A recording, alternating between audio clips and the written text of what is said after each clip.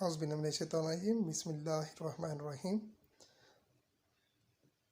آپ کا اردو ٹیچر وحید شاد آج پھر سے ایک نئے لیکچر کے ساتھ آپ سے مخاطب ہوں، جو کہ جمع ششم اردو الف کتاب سریر خامہ سے متعلق ہے۔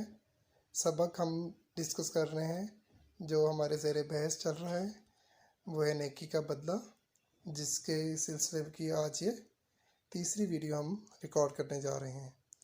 آج کے اس لیکچر کا ہمارا عنوان ہوگا کردار نگاری۔ سیکھیں گے آج ہم کہ کردار نگاری کیسے کرتے ہیں، کردار نگاری کرتے وقت یا لکھتے وقت کن باتوں کا خیال رکھا جاتا ہے، یا کن کن باتوں کا ذکر کیا جانا ضروری ہوتا ہے، اور کردار نگاری ہم کیسے کریں کہ جس سے ہمارے امتحانات کے اندر ہمارے نمبر جو ہے وہ زیادہ سے زیادہ اور اچھے سے اچھے نمبر آ سکیں۔ تو یہ سب کچھ جاننے سے پہلے میری آپ سے ایک چھوٹی سی درخواست، ایک چھوٹی سی ریکویسٹ کہ اگر ابھی تک آپ لوگوں نے میرا چینل سریر خامہ سبسکرائب نہیں کیا تو سب سے پہلے آپ اس چینل کو سبسکرائب کر لیں اور بیل بٹن کو پریس کر لیں تاکہ ہماری آنے والی ہر نئی ویڈیو آپ تک بر وقت پہنچ سکیں۔ چیلنج اسٹارٹ کرتے ہیں۔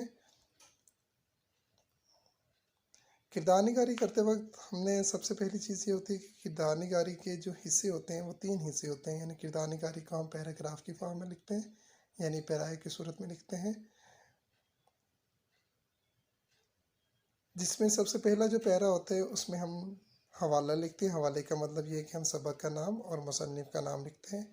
مثال کے طور پہ ہم بتائیں کہ کردار ہمارے اس سبق سے لیا گیا ہے اور جس کے مصنف کا نام یہ ہے، جو بھی ہے مصنف کا نام وہ ہم مصنف کا نام تحریر کریں گے۔ سبق کا نام اور مصنف کا نام دونوں اگر آپ واوین کے اندر لکھیں گے، یعنی انورٹڈ کاماز کے اندر لکھیں گے تو وہ زیادہ بہتر ہے۔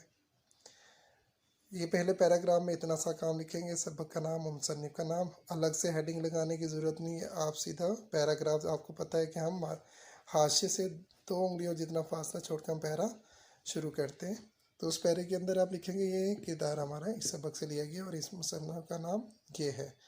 دوسرے پیراگراف کے اندر جو کردار جس کے بارے میں ہم نے بات کرنی ہے، اس کردار کی خوبیاں اور خامیوں کا ذکر کیا جاتا ہے کہ اس کردار کی یہ خوبیاں جو سبق کے اندر بیان کی گئی ہیں، جو کہانی کے اندر بیان کی گئی ہوں، ان کا مختصر انداز میں اپنے الفاظ میں اپنے انداز میں اس کو بیان کریں گے، اور یہ بھی پیراگراف کی صورت میں آپ تحریر کریں گے۔ بیٹا جو تیسرا پیرا ہوتا ہے وہ انتہائی اہم ہوتا ہے، کیونکہ آپ کی جو کردار نگاری کے جو نمبر ہوتے ہیں یہ پیراگراف کے حساب سے نمبر ڈیوائڈ کیے جاتے ہیں، تقسیم کیے جاتے ہیں۔ تو جو تیسرا پیراگراف جو ہوتا ہے اس کے اندر جو ہے وہ اپنی ذاتی رائے دینی ہوتی ہے کہ آیا کہ یہ کردار آپ کو اچھا لگا ہے یا یہ کردار برا لگا ہے۔ تیسرے پیراگراف میں آپ اپنی رائے لکھیں گے۔ مثال کے طور پہ آپ لکھیں گے یہ کردار مجھے اس لیے اچھا لگا، یا یہ کردار مجھے برا لگا اس لیے برا لگا، یعنی کوئی نہ کوئی وجہ بیان کرنی ہے اپنے کہ یہ کردار آپ کو اچھا لگا تو کیوں لگا، برا لگا تو کیوں لگا۔ اس طریقے سے آپ اس کو تحریر کریں گے۔ کیا خیال ہے؟ اب آپ تحریر کر لیں گے؟ سمجھ آ گئی؟ پہلے پیراگراف میں ہم سبق کا نام مصنف کا نام لکھیں گے، دوسرے پیرے کے اندر ہم کردار کی خوبیاں اور خامیاں لکھیں گے، تیسرے پیرے میں ہم جو آخری پیرا ہوتا ہے اس میں ہم اپنی رائے لکھیں گے، ذاتی رائے، کہ یہ کردار مجھے اس لیے اچھا لگا کیونکہ اس میں یہ خوبیاں ہیں۔ ٹھیک ہے، 1 سے 2 پوائنٹ آپ اپنی وجہ بیان کر کر آپ اس کو کردار کو ختم کر سکتے ہیں۔ تو آج کی ویڈیو میں ہم نے یہ سیکھ لیا ہے کہ کردار ہم نے لکھتے وقت کن باتوں کا ذکر کرنا ہے۔ اب آپ کے لیے ایک چھوٹی سی ایکٹیویٹی جو آپ کے تیسرے ہفتے کی اسائنمنٹ کے اندر موجود ہے کہ ننھے خرگوش کا کردار لکھیں۔ اسی طریقے سے 3 پیراگراف کے اندر آپ تحریر کریں گے۔